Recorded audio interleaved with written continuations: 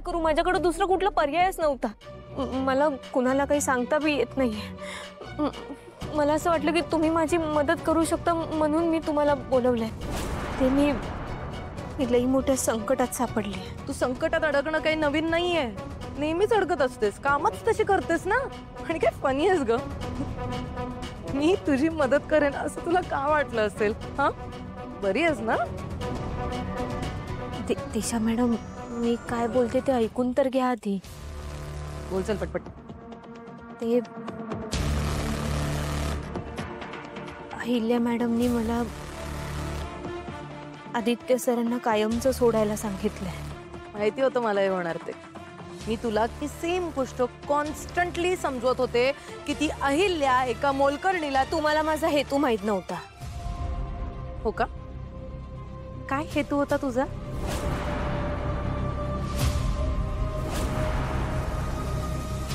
अहिल्या मॅडमची आणि आदित्याची समधी प्रॉपर्टी हडप करण्याचा. तू बोलतेस? वय मीच बोलतेय. मी ज्या हेतूनं लग्न केलं होतं तो हेतूच पूर्ण झाला नाहीये.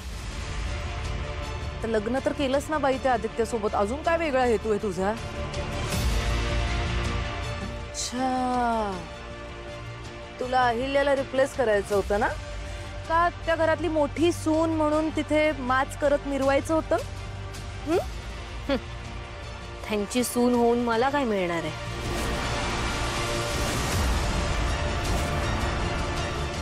दिशा मॅडम, तुम्ही यांना दामिनी मॅडम सुद्धा त्या घरची सूनच आहात ना?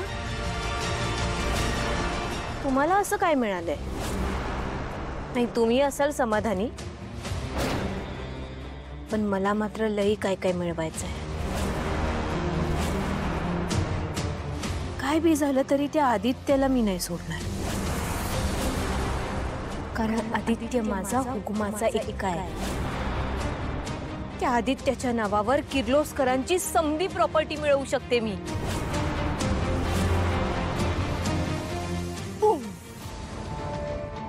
आता मोलकरीण पारूचं मूळ रूप बाहेर आलंय. आणि हे आदित्यवर तर खरं प्रेम आहे ना तुझं? का ते प्रेमाचं सुद्धा नाटकच केलंस सगळी प्रॉपर्टी हडप करण्यासाठी? आदित्यवर हाय माझं प्रेम, पण काय करू त्या प्रेमाचं? हे लोणचं घालू? ते प्रेम काय आयुष्यभर पुरणार आहे का? प्रेमावर ना फक्त 4 दिवस जगू शकतो माणूस, आयुष्यभर नाही. दिशा मॅडम, कसं आहे ना, आयुष्य जगायला पैसा लागतो, प्रॉपर्टी लागते, जमीन जुमला लागतो. आणि दिशा मॅडम, तुम्ही बघितलत ना माझ्या बाला आयुष्यभर त्या किर्लोस्करांची सेवा करत आला. त्याच्या बदल्यात त्याला काय मिळालं? काहीच नाही. नाही दिशा मॅडम, हे बघा, मला माझ्या बासारखं जगायचं नाहीये आणि भिकाऱ्यासारखं तर आयुष्य अजिबात जगायचं नाहीये. प्लीज प्लीज तुम्ही माझी काहीतरी मदत करा. बिचारी, म्हणजे तुला व्हायचं होतं मालकीण, पण राहिलीस मोलकरीणच. म्हणूनच मी तुमच्याकडे आले ना मदत मागायला. दिशा मॅडम, त्या आदित्याच्या नावावर जितकी प्रॉपर्टी असेल ना, ती समधी प्रॉपर्टी फक्त मला पाहिजे. त्या समध्या प्रॉपर्टीवर फक्त माझा हक्क आहे. ए बिंडोक, हे सगळं तुला एकदम सोपं वाटतं का? हा, मोठ्या तोऱ्यात बोलतीये. त्या समध्या प्रॉपर्टीवर फक्त माझ्याच हक्क पाहिजे, कसं होणार? तुम्ही कशापायी काळजी करताय?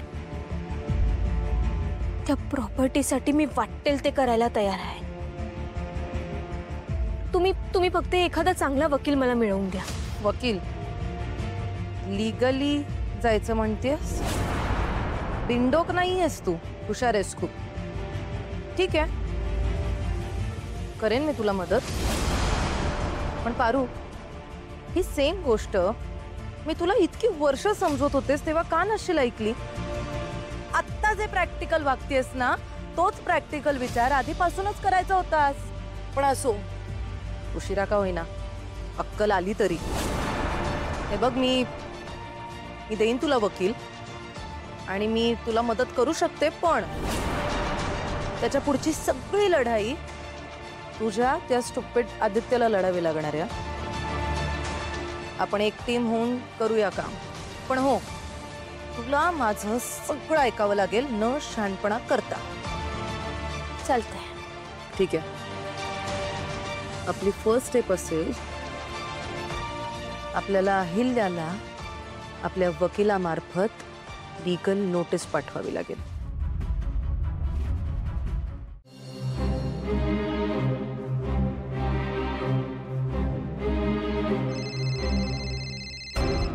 प्रिया मॅडमचा फोन. हॅलो पारू. पारू अगं हे काय ऐकते मी? आदित्य दादांनी आईना नोटीस पाठवली प्रॉपर्टीच्या हिश्श्यासाठी. खोटं आहे ना हे सगळं? हा प्लॅन आहे वाटतं कोणाचा तरी. प्रिया मॅडम, तुम्ही शांत व्हा. शांत व्हा आधी. शांत डोक्याने एकदा विचार करा. वकील तिकडे नोटीस घेऊन आले. त्यावर आदित्य सरांच्या सह्या आहेत म्हणल्यावर ती नोटीस खोटी तर नसेल ना? पारू अगं काय बोलतेस तू? हे मी तुला आणि दादांना खूप चांगलं ओळखते.